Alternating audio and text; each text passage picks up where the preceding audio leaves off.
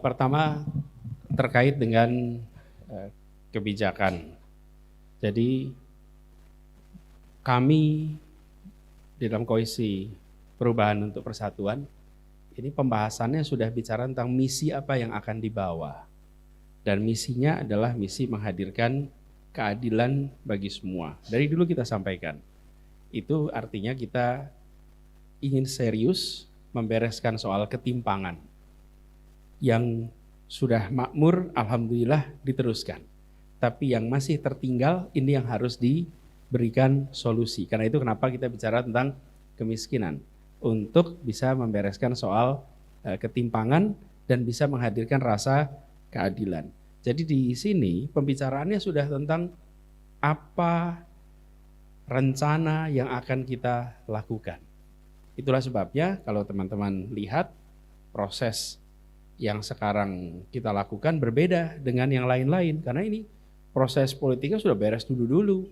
Disitulah sebabnya saya sering sampaikan, kami ingin masyarakat itu melihat proses politik sebagai proses untuk rakyat, bukan untuk elit. Untuk rakyat. Dan itulah yang menjadi fokus kami sekarang. Kemudian terkait dengan suara buruh. Kami melihat begini, ini bukan semata-mata suara sektor, suara profesi. Tapi ini soal seluruh rakyat mau menitipkan amanat kepada siapa dan kepada partai-partai yang mana. Saya mengajak kepada semua, lihatlah rekam jejak.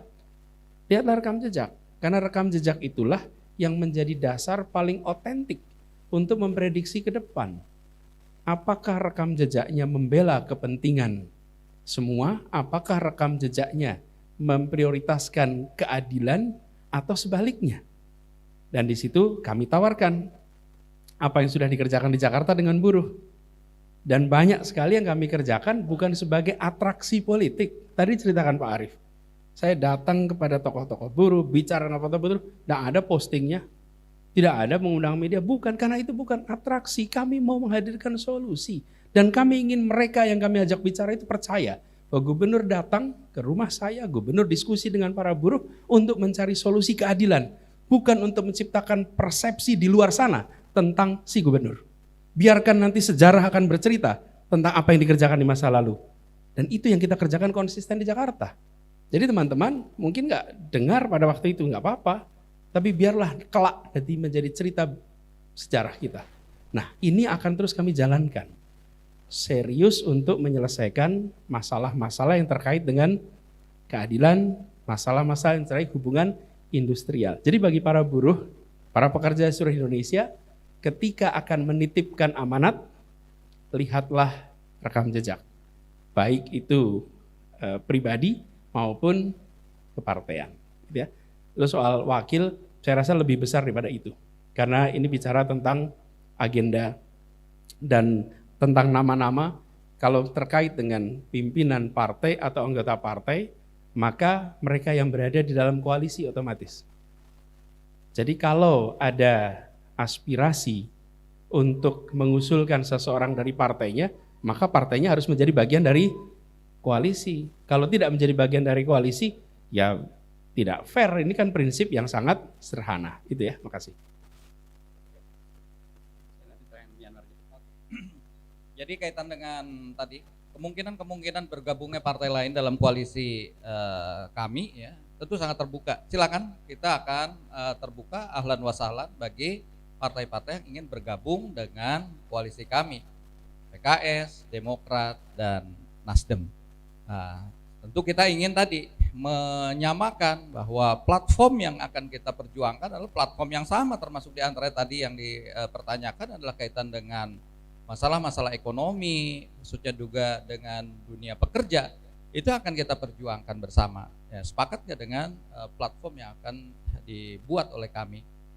Yang kedua, kaitan dengan target-target terhadap buruh. Kalau tadi saya berharap kalau buruh ini bersatu ya 135 juta, saya kira ini akan bisa langsung mengusung Pak Anies jadi presiden gitu ya. Kalau itu tidak mungkin, ya paling tidak kita ingin berharap target-target pemenangan itu ya seperti yang terjadi lah di DKI Jakarta misalnya, Pak Anies bisa duduk di kursi sebagai gubernur pada angka 57% ya. Nah, jadi ini yang terus kita perjuangkan bersama dengan partai koalisi yang lain. Yang ketiga terkait dengan tadi berbagai persoalan-persoalan para pekerja migran. Tadi sudah sampaikan bahwa PKS memberikan perhatian dan saya sudah instruksikan kepada bidang ketenagakerjaan untuk terus mengadvokasi berbagai persoalan-persoalan yang terjadi pada para pekerja migran. Itu secara spesifik mungkin akan disampaikan oleh Pak Dr. Hidayat Nur Wahid. Baik, terima kasih. Terkait dengan pekerja migran di Indonesia di Myanmar yang disekap pada angkanya kadang 20, 30 berapapun, itu adalah angka yang tidak sedikit. Kami fraksi PKS melalui Komisi 9 sudah menyampaikan sejak 2 hari yang lalu mengkritisi pemerintah Indonesia yang tidak sigap segera mengatasi masalah ini dengan alasan ilegal dan lain sebagainya. Padahal permasalahannya adalah permasalahan kemanusiaan. Saya apresiasi pemerintah Indonesia yang berhasil melakukan evakuasi terhadap warga Indonesia yang ada di Sudan, 900 lebih dari 1.200-an gitu ya. Nah, di antara mereka bukan hanya pekerja, bukan hanya mahasiswa, bukan hanya pekerja di KBRI, tapi banyak juga yang pekerja migran di Indonesia, baik itu di pertambangan, bahkan juga pekerja migran dalam konteks rumah tangga. Bahkan mereka juga ilegal. Saya baru dari Mesir dan saya bertemu dengan duta besar kita di sana, bagaimana kedutaan Mesir, juga kedutaan Indonesia di Mesir mengadvokasi dan membebaskan dan menyelamatkan pekerja Indonesia PRT begitu ya, atau TKW. Tentu mereka ilegal ya, tapi ternyata juga tetap bisa diselamatkan, dievakuasi sampai ke Indonesia dengan selamat. Nah, tentu saja semangat besar ini harusnya juga diberlakukan terhadap PMI yang ada di Myanmar. Mereka sudah disekap, dilakukan tindakan-tindakan tidak manusiawi. Seharusnya lah pemerintah dan apalagi sudah menjadi tuntutan publik. DPR Komisi 1, Komisi 9 sudah menyampaikan tuntutannya. Saya Wakil Ketua MPR juga menyampaikan, mengingatkan agar pemerintah melakukan kewajibannya untuk melindungi seluruh tumpah darah Indonesia, termasuk warga bangsa Indonesia, dimanapun mereka berada. Dan apalagi selalu dikatakan bahwa rekan-rekan kita para pekerja asing, pekerja Indonesia di luar negeri itu adalah pahlawan devisa. Nah, janganlah sampai ketika mereka mendapat kesulitan, kemudian pemerintah tidak berlaku yang sigap. Lakukan seperti yang di Sudan dan juga yang seperti dulu terkait dengan masalah COVID di China, agar kemudian saudara-saudara kita di Myanmar segera bisa terselamatkan. Demikian. Terima kasih semuanya. Sampai ketemu. Enjoy weekend.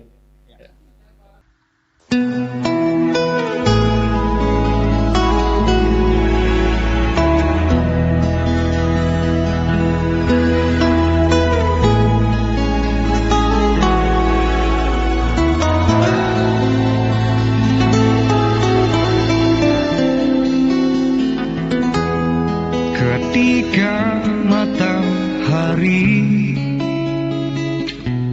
hanya di atas kepala panas melelehkan, ketika keadilan akan ditegakkan di hari akhir zaman. Padang yang luas tak ada naungan, tapi engkau pemimpin adil.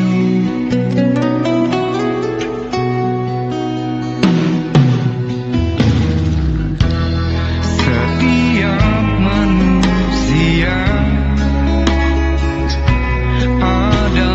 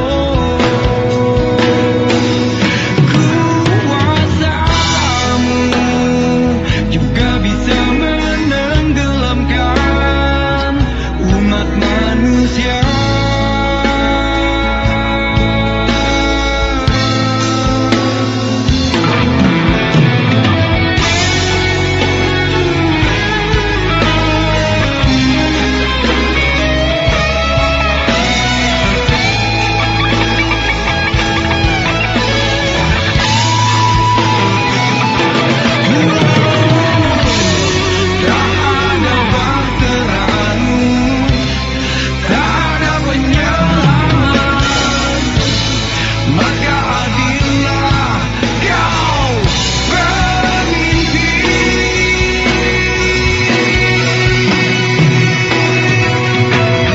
Engkau khalifah dari khalifah, kau dinaungi, kau dirahmati.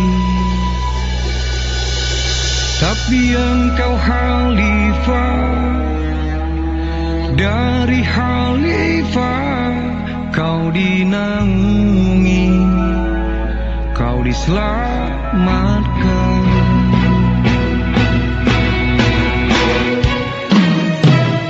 Engkau bisa bawa mata air kebaikan bagi manusia.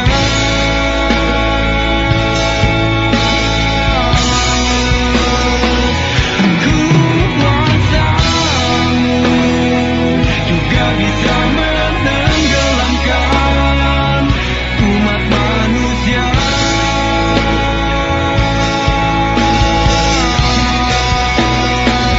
Engkau bisa bawa mata air kebaikan bagi manusia.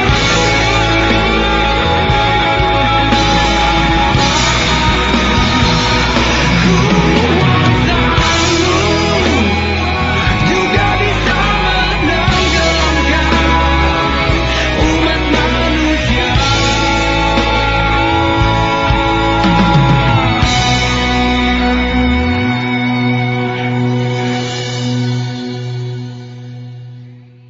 Tapi engkau khalifah dari khalifah, kau dinaungi, kau diselamatkan.